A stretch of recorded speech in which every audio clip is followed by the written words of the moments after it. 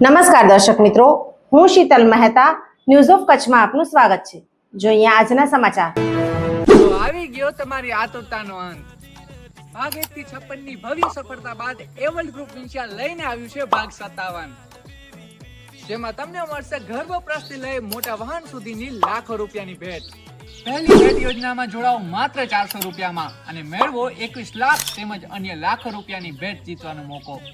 ભાઈ ખાલી વાતો જ નથી કરતા, પરંતુ ગેરંટી પણ આપે છે કે ઇનામ લાગે એટલે લાગે જ।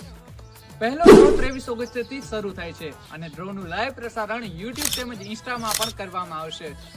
છેલ્લા 15 વર્ષનો વિશ્વાસ અને મની બેકની ગેરંટી। તો રાહ શેની જુઓ છો? આજે જ ટિકિટ ખરીદો અને તમારી કિસ્મત અજમાવો। વધુ માહિતી માટે સ્ક્રીન પર આપેલા નંબર પર સંપર્ક કરો। કચ્છમાં ભૂકંપ। ધોળાવીરા પાસે 3.7 ની તીવ્રતાનો ભૂકંપ આવ્યો।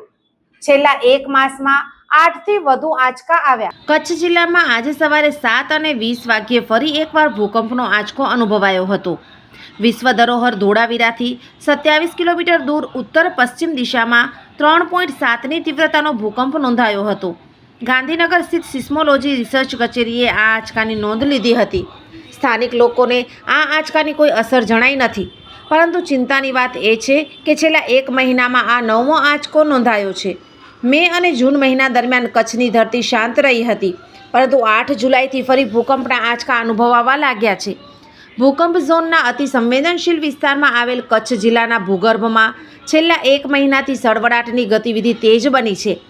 ભૂસ્તરશાસ્ત્રીઓના મતે સામાન્યથી મધ્યમ કક્ષાના આંચકાઓથી ભૂગર્ભમાં રહેલી ઉર્જા બહાર નીકળી જાય છે, આથી મોટા ભૂકંપની શક્યતા ઓછી થઈ જાય છે। આજના આંચકા પહેલા 31 જુલાઈએ બેલા નજીક 3.3 ની તીવ્રતાનો આંચકો આવ્યો હતો। 29 જુલાઈએ ખાવડા વિસ્તારમાં 3.7, 27 જુલાઈએ ધોળાવીરા પાસે 3, 20 જુલાઈએ ઘોરા ડુંગર નજીક 4 અને ભચાઉ પાસે 3.1, 17 જુલાઈએ ભચાઉ પાસે 3.2 અને 8 જુલાઈએ ખાવડા વિસ્તારમાં 2.7 ની તીવ્રતાનો આંચકો નોંધાયો હતો। આ પહેલા છેક 22 એપ્રિલે કચ્છમાં આંચકો અનુભવાયો હતો। જીવન અને જ્યોતિષ। દર બીજા અને ચોથા શનિવારે આ વિષય ઉપર જ્યોતિષાચાર્ય ડોક્ટર પ્રીતિ રાજગોરની મુલાકાત પલ્લવી શેઠ દ્વારા પ્રસ્તુત। જોઈ શકાશે ન્યૂઝ ઓફ કચ્છની ખાસ પ્રસ્તુતિ। જોતા રહો। अरे सुनीता, कैसी है मुनिया? नमस्ते आशा दीदी। बस ठीक है। साफ सफाई का ध्यान रख रही हो?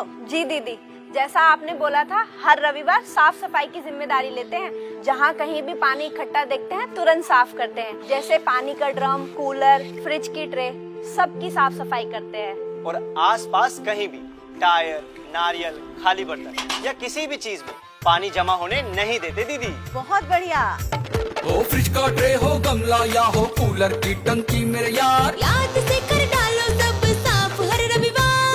टायर नारियल का खोल या बर्तन हो बेकार, ध्यान रखना पानी, हाँ पानी कभी इनमें न जमा हो।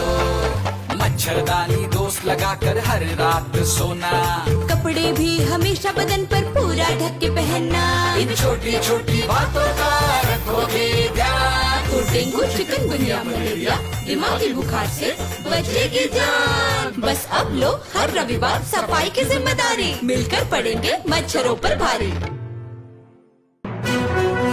દર્શક મિત્રો, આજે તારીખ 5 ઓગસ્ટ 2025 આ હતા આજના સમાચાર। આવતીકાલે ફરી મળીશું, ત્યાં સુધી મને રજા આપશો। નમસ્કાર।